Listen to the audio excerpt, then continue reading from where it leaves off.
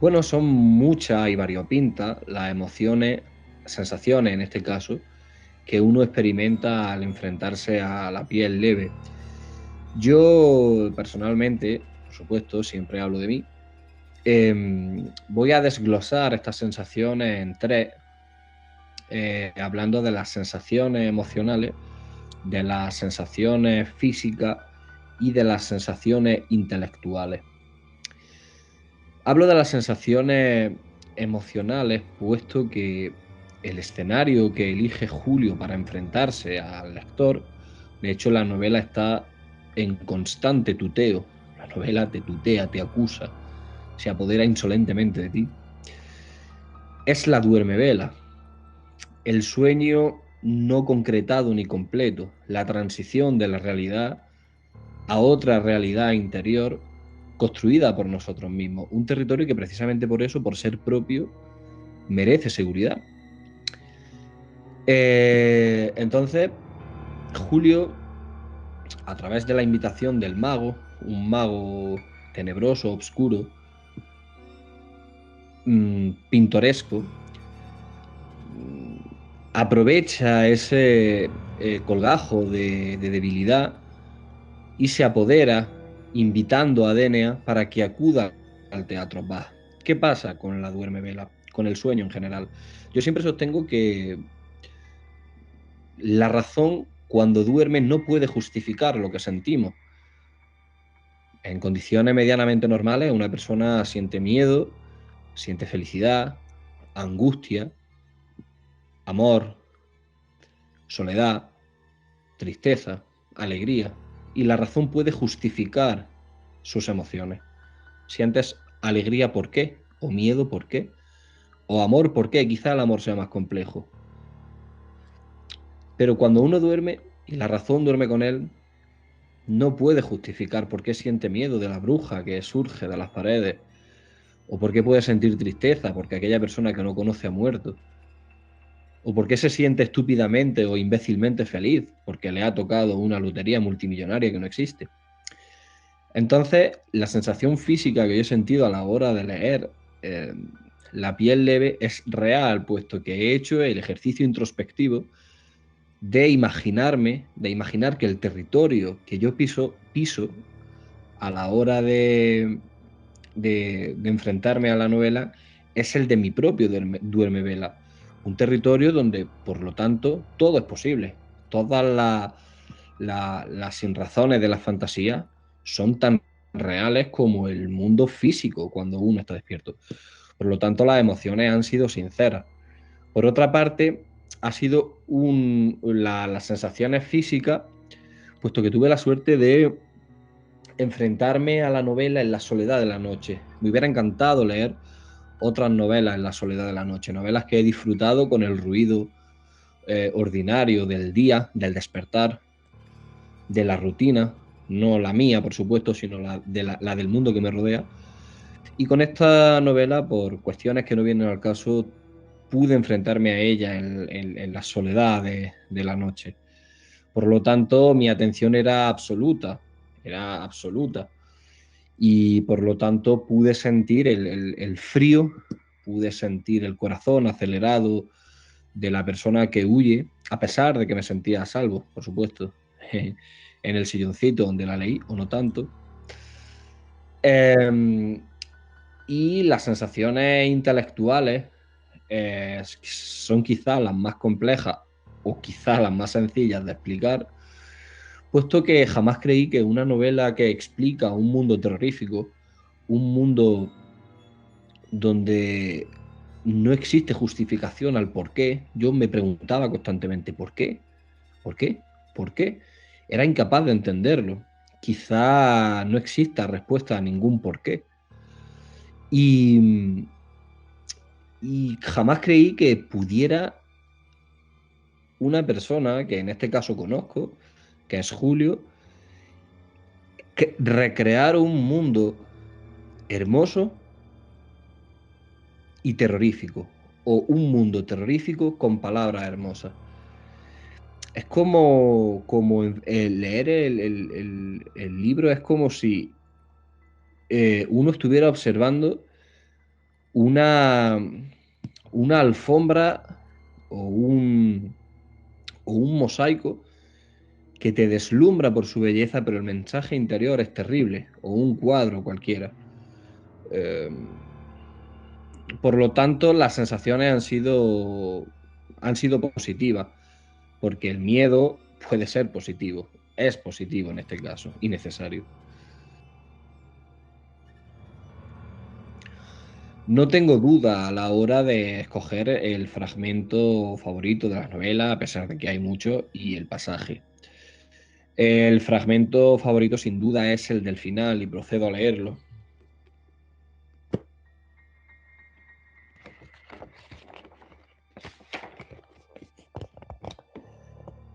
Mientras, allá, en la trastienda del Penar, el mago recibía a Denea, su aprendiz más aventajado, con emoción sintética y se esmeraba en coserlo a su imagen y semejanza, como emblemático espantapájaros de enramada.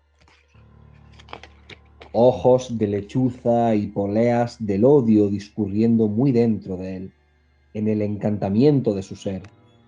El mago lo dejó izado y suspendido en la noche, tajando dos ilustres ojos en su rostro de calabaza. Colocó, entre sus dedos mustios, una invitación de cartón y reflejos de mirra, además de un candelabro de inconsolable hediondez.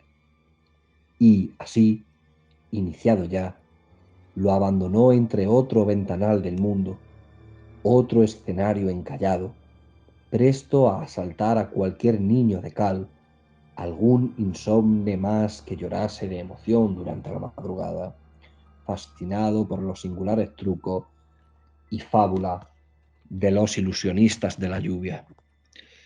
No miento cuando digo que he sentido escalofrío mientras releía el final de la novela. Eso lo hago siempre con todas las novelas, pero es soberbio y extraordinario. Y precisamente es extraordinario porque es soberbio. La novela es soberbia, sin pretender serlo, pero lo es, lo explicaba en el apartado anterior. Es terrible lo que está contando, pero es hermoso. En cuanto al fragmento favorito de la novela, pues bueno, ya lo he comentado con Julio, y es el cuento número 5 si no recuerdo mal, el de la página 127 hasta la 137. 127. Aquí.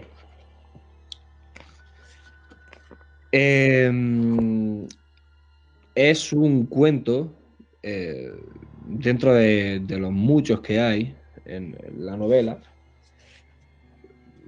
cuentos concatenados como un trampantojo, en el que Julio, o el narrador, que es otro personaje más, como cualquier otro, hace... mm, es un cuento en el que nos encontramos un personaje consciente de su destino fatal y sin embargo esmerado en una huida, en una marcha forzada por la supervivencia, perseguido por una luna omnipresente, hermosa, esbelta y devastadora. Un artista que configura bustos y en los bustos otorga y regala emociones a estas eh, paredes sin vida, lisas, pétreas, iguales unas de otras, pues él puntea emociones y de esa forma da vida a, a unos rostros que son en el fondo los rostros de todos los lectores que se acercan al relato y contemplan cómo en un paisaje que tiene mucho de cuadros de Dalí, al menos así yo lo sentí, cómo el personaje huye aun cuando incluso su propia madre le advierte de, oye, no huyas, no merece la pena.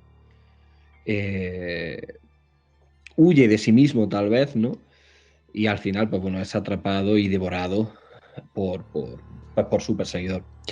He interpretado de muchas formas este cuento, lo he leído como unas 3 o 4 veces y lo interpreto de una manera muy simbólica y creo que en el fondo Julio se refleja a sí mismo, es el reflejo de Julio por el autor, es el autor devorado por su obra, es la aceptación de la mortalidad del ser humano, la aceptación del desastre, la aceptación de lo inconcebible. Yo creo que en el fondo el reflejo, este personaje somos todos. Todos huimos de lo inevitable, que es la muerte.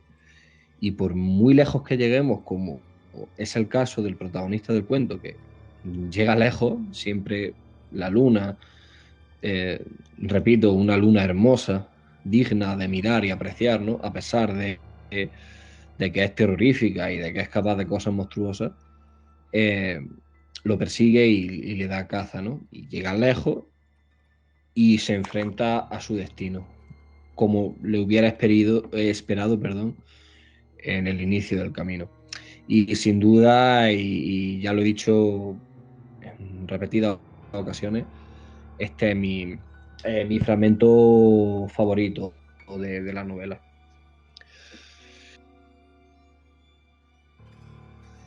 Bueno, supongo que no hay una sola razón por la que a fin de cuentas recomendemos un libro, una novela en este caso. Siempre hay mil razones. Y sería muy difícil o complicado explicarlas todas, porque a menudo son muy personales y jamás podrá entenderlas otra persona. Pero está claro que yo recomendaría, como he hecho, como he recomendado la novela desde que tuve la suerte de leerla, precisamente porque creo que es una novela apta para todo el mundo y escrita precisamente para todo el mundo. Y es una novela donde todos los lectores podrán encontrar motivos para tener miedo, para temer, porque son tantos los escenarios, son tantos los detalles, tan terroríficos todos ellos. Julio consigue hacer terrorífico lo cotidiano, lo ordinario, lo usual. No necesita monstruos, no necesita violencia, a pesar de que lo hay, para conseguir inquietarte en el asiento. Supongo que a partir de ahora comenzaré a leer más textos, más novelas de terror. No he sido un lector muy frecuente de novelas de terror y sin quererlo me he sorprendido buscando novelas de este tipo y se lo tengo que agradecer a Julio. Es una novela muy fructífera, muy edificante. Eh, yo creo que en el fondo cualquier persona que se adentre en cada una de sus líneas y desafío a quien sea a que abra el libro en la página que sea y lea el primer párrafo que encuentre. No tiene desperdicio. Podría empezar la novela con cada uno y cualquiera de sus párrafos. Yo lo veía así, digo, no existe párrafo que pueda, del que se pueda prescindir. Es una novela por la que uno puede acceder por, por muchas puertas. Por lo pronto, considero que debería leerla otra vez. Al menos los cuentos salteados lo hago siempre con novelas que me dejan un poco tocado, que me dejan el run run en el subconsciente, y este es el caso. Por lo que recomiendo urgentemente su lectura.